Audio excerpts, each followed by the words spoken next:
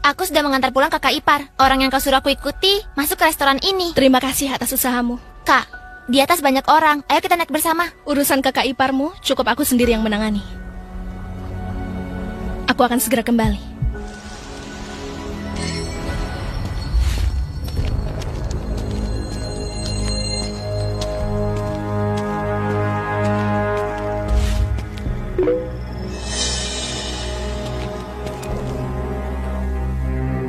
Kudengar, Tuan Harimau belakangan ini di Jiangzhou bisnisnya sangat berkembang pesat ya.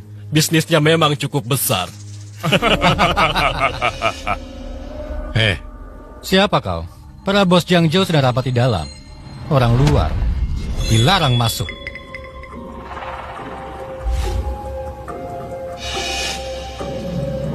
Dia adalah... Aku tidak mengenalnya. Dia juga bukan orangku. Siapa yang membiarkannya masuk? Dia datang sendiri. Kukira dia orang salah satu bos. Kuil Buddha Selatan. Siapa yang menabrak Sujing?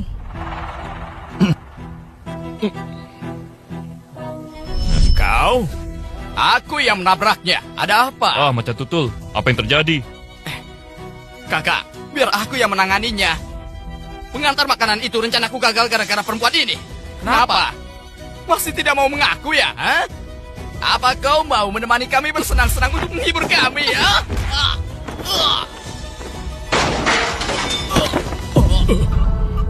Oh,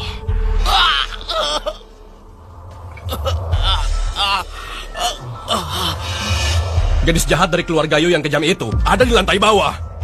Nona Buddha keluarga Yu sangat kejam dan bengis. Sedangkan kakaknya dingin dan tak berperasaan. Nona Buddha ada di bawah.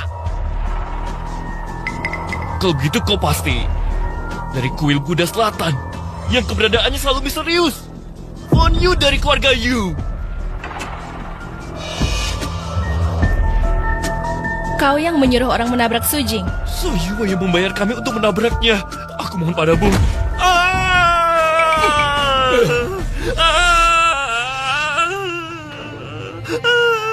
Aku sedang dalam masa disiplin dan tak ingin melanggarnya.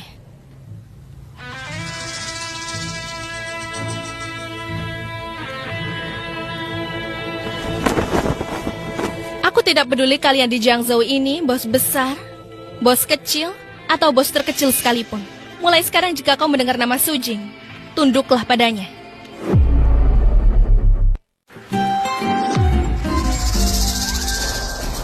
Hotel besar Jingqing. Kamar ranjang air di hotel bintang 5. Beneran atau bohongan nih?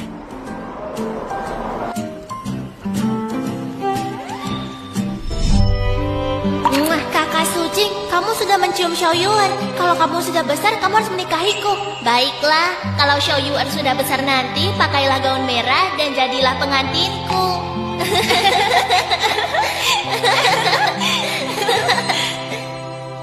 Entah benar atau tidak, yang penting bayar dulu. Xiao Yuan masih menungguku. Hari ini di dekat kuil Buddha Selatan terjadi kecelakaan besar. Pelaku saat ini masih dalam pelarian. Polisi sekarang sedang melakukan pencarian intensif. Ibu, ayah, apa sebaiknya aku menyerahkan diri saja? Aku tidak ingin menyusahkan kakak Jin. Jenny harus bergegas. Kenapa panik? Setelah 1 pagi berlalu, anak itu pasti sudah berpikir jernih. Dia itu tidak pernah berani menentang keputusanku.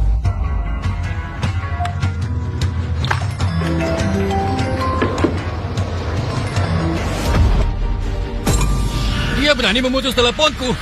Dalam 10 menit, kalau dia tidak meneleponku balik seumur hidupnya, jangan harap bisa masuk rumahku lagi. Aku tak percaya dia berani.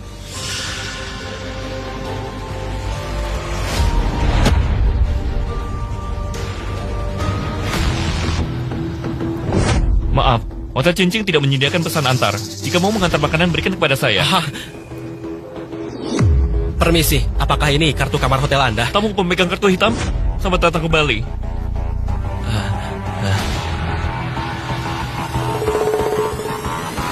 Selamat datang kembali, Tuan. Pantas saja hotel bintang 5. Kualitasnya memang tinggi ya. Nyonya Yu sudah memberitahu kami. Silakan ikuti saya. Nyonya Yu yang mana? Tentu saja pemilik hotel kami, Yu Chaoqing. Satu-satunya kartu hitam dari Hotel Jingqing kami, Nyonya Yu memberikannya langsung untuk Anda. Pemilik hotel bintang 5. Dia serius rupanya.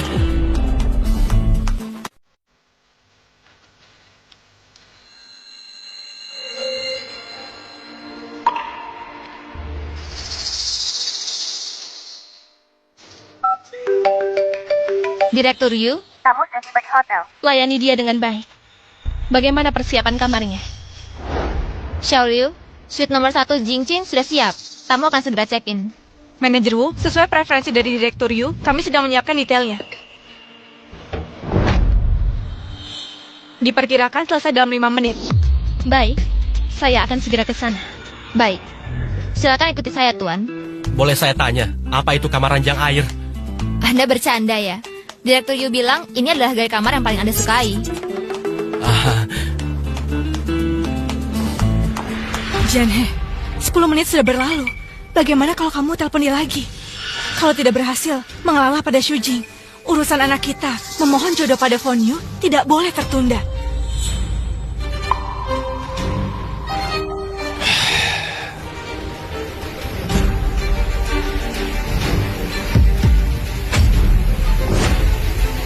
Dia benar-benar memblokirku. Dia berani memblokir aku. Ini. Halo, nomor yang Anda halo, silakan hubungi kembali nanti. The subscriber you dialed cannot be connected. Teleponnya juga tidak tersambung. Lalu bagaimana? Aku tidak benar-benar akan masuk penjara, kan? Jangan panik, jangan panik. Dasar anak bandel, pasti dia sedang bertajuk. Aku akan mencari seseorang, ya.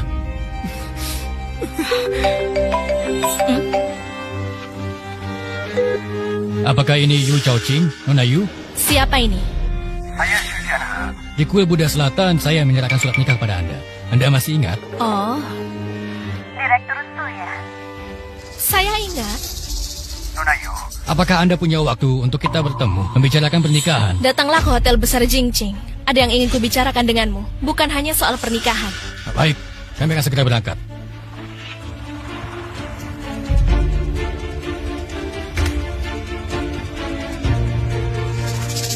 Wei yang menyuruh dan membayar kami untuk menabraknya. Aku baru saja menelepon Nona Yu. Dia bersedia berbicara tentang pernikahan. Maksudmu, minta bantuan untuk selesaikan masalah anak kita? Bagi dia, bukankah itu hal yang mudah? Fon Yu, dengan aturan disiplin ketat tanpa hati dan perasaan. Ayah, aku benar-benar bisa mengendalikannya? Jangan merendahkan diri. Wanita Buddha itu dia hanya menganut Buddha, bukan menjadi biksu. Dia juga punya kebutuhan untuk menikah dan punya anak. Asal dia menerima perjodohan ini, berarti dia memberimu kesempatan. Ini kabar bagus sekali.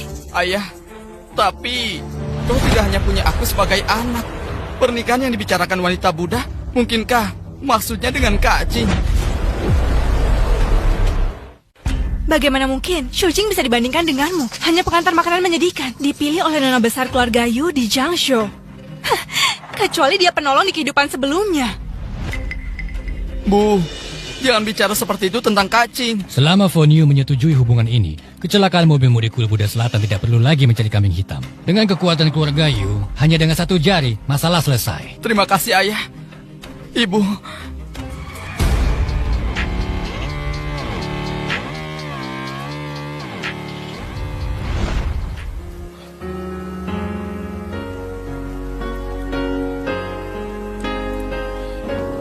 Tuan Su, ini adalah ruang makan eksklusif untuk suite nomor 1 Jingqing. Silakan makan terlebih dahulu. Saya hanya datang untuk mengembalikan kartu. Saya dan direktur Anda hanya kebetulan bertemu. Saya masih harus pergi mengantar pesanan. Mengantar pesanan?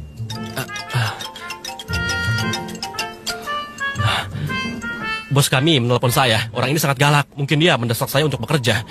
Halo? Halo, Su kecil. Bos? Su kecil, bulan ini kamu bisa beristirahat dengan baik. Tidak perlu masuk kerja. Bos, memang beberapa hari ini saya ada urusan. Tapi untuk pengantaran, saya pasti akan berusaha keras. Bukan begitu. Perusahaan telah memberikan izin khusus cuti 1 bulan untuk Anda.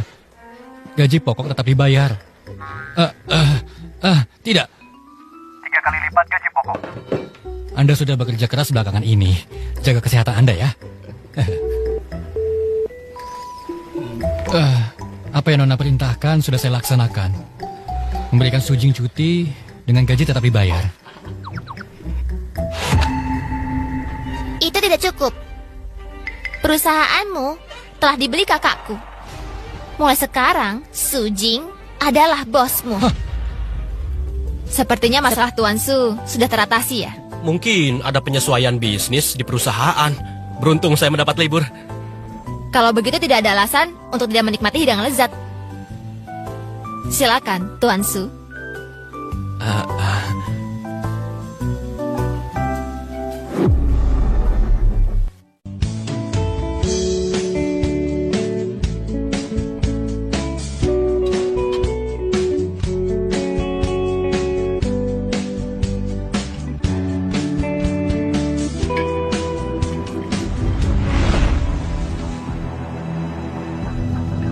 Memang hebat, Xianzhou ini hotel paling mewah, benar-benar bergaya. Ini hanya sebagian kecil dari industri Fonyu. Begitu pernikahanmu dengannya sudah ditentukan, kamu akan mendapatkan segalanya. Yowei, kamu sangat berbakat. Melukis, memahat, menciptakan penemuan, mahir dalam segala hal. Disukai oleh Fonyu. Hanya masalah waktu saja. Benar, tidak seperti Xu Jing itu. Kenapa dia juga datang? Sial. Ternyata dia tidak mati tertabrak.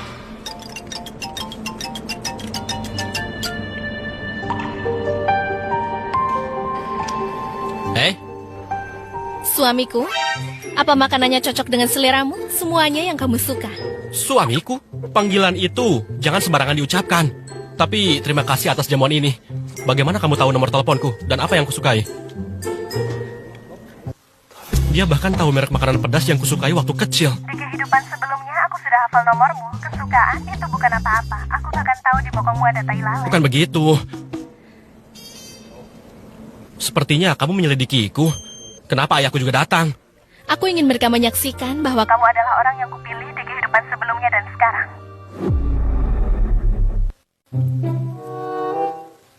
Ya ampun, Amitabha Buddha.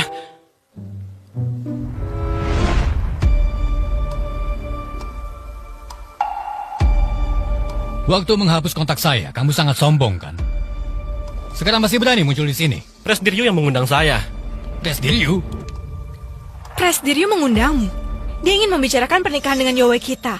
Dia mengundang seluruh keluarga kita. Membicarakan pernikahan dengannya. Dia itu Fonyu, bukan wanita buta. Kak, jangan cemburu begitu. Kau tidak hanya menghapus kontak ayah, tapi juga menggunakan namaku untuk makan-makan di Hotel Nonayu. Setidaknya kau rapikan penampilanmu. Jangan permalukan keluarga kita dan pengaruhi jodohku. Kau yang butuh orang lain untuk menggantikanmu di penjara, masih berani mencelaku. Begitukah cara bicara pada adikmu? Apa kau lupa peraturan aku buat untukmu? Kau boleh makan, tapi harus menunggu sampai kami semua selesai makan dulu. Berdiri. Kau.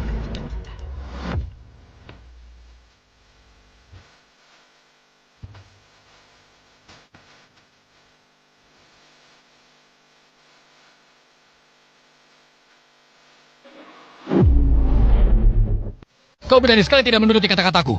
Ayah, ini bukan di rumahmu. Aturanmu tidak berlaku di sini. Sudahlah ayah.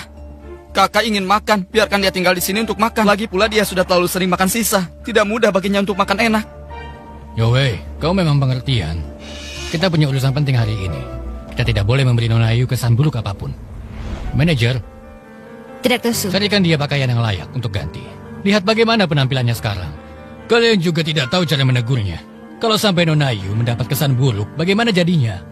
Direktur Su, Tuan Su adalah tamu kehormatan yang diundang langsung. Berpakaian santai, tidak masalah. Tamu kehormatan? Dia? Direktur Su?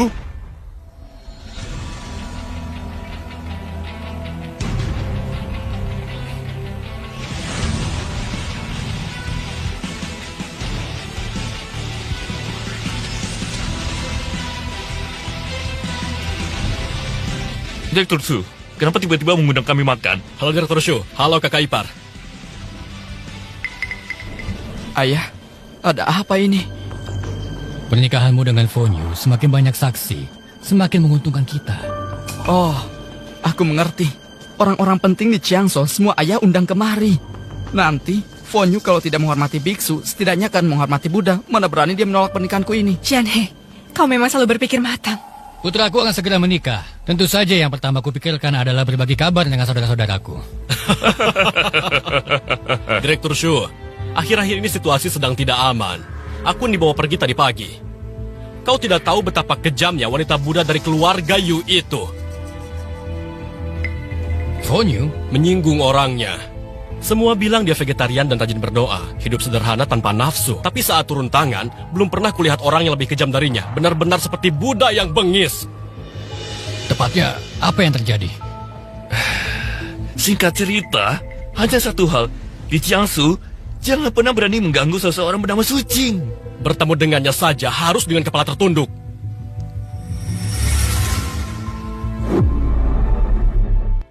Tidak, Tuan Hu.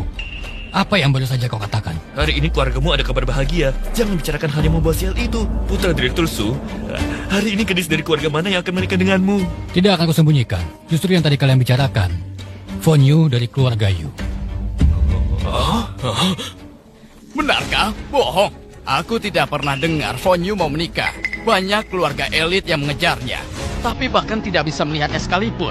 Direktur Shu, putramu bisa berhasil. Fonyu tidak memandang status, dia hanya memandang jodoh.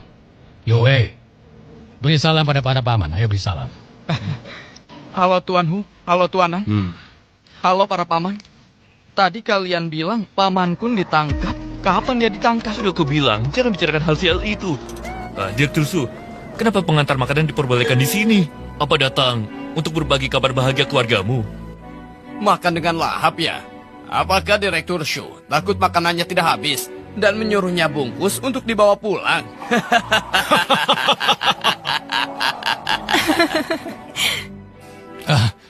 Dia adalah putra sulung dari mantan istriku. Tentu saja tidak sebanding dengan Yowei. Aku membawanya kemari hari ini hanya untuk menambah pengalamannya. Direktur Su, kau menyembunyikannya dengan baik. Kena bertahun-tahun, tapi aku tidak tahu kau punya putra sulung. Kau yang begitu terhormat sebagai Direktur Shu, putramu mengantar makanan. Kau dan mantan istrimu punya dendam sebesar apa? Siapa yang tahu?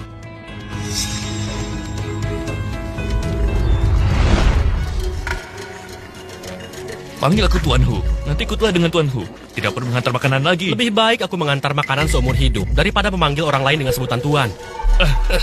Suji, bagaimana kau bisa bicara pada Tuan Hu seperti itu? Apa kau tidak punya sopan santun? Ternyata nama musuh. Tunggu dulu. Siapa namanya? Namanya Suji. Dia adalah putra sulung dari mantan istriku. Selama ini tinggal di luar, aku biarkan hidup sendiri. Dia tidak punya kepekaan.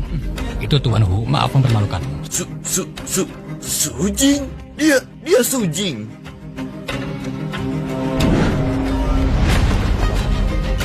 Aku tidak peduli kalian di Jiangzhou adalah bos besar, bos kecil, atau yang paling rendah. Mulai sekarang kalau mendengar nama Suji, tunduklah padanya.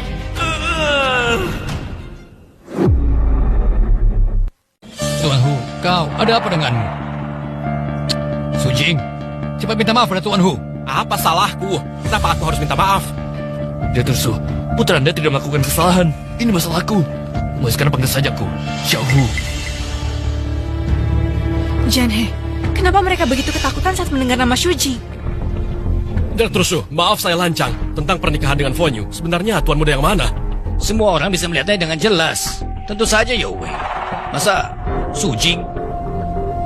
Mungkinkah saya salah ingat nama? Surat nikah saya serahkan sendiri. Dan tertulis nama Yowei di sana. Dan mulai sekarang, Yowei adalah penerus grup keluarga Shu. Sedangkan dia... Kak, aku tahu hidupmu juga tidak mudah dan kau hanya ingin makan sesuatu yang enak. Tapi tidak perlu membuat ayah marah seperti ini. Kak, aku sudah membungkus makanannya. Ayo kita bicarakan di rumah saja. Pergi sekarang, atau aku akan membawa orang mengatakanmu kedua kalinya. Sialan kau! Sialan kau! Kak, aku berniat baik membawakan makanan untukmu. Kenapa kau memukulku? Apa salahku sebenarnya? Janhe, urusan aku! Sujing, apa karena aku terlalu baik hati sehingga kau jadi kurang ajar? Su, jangan terbawa emosi, jangan lakukan itu. Kalau kamu memukul Sujing, hati-hati bisa terjadi masalah besar. Aku hanya mendisiplinkan anakku, apa yang terjadi? Ayah, apa kau tahu saat aku meninggalkan kuil Buddha Selatan? Hanya karena aku tidak mau menggantikannya masuk penjara, dia mencoba menabrakku. Benarkah itu? Ya, Ya, aku yang menyuruhmu menggantikanku.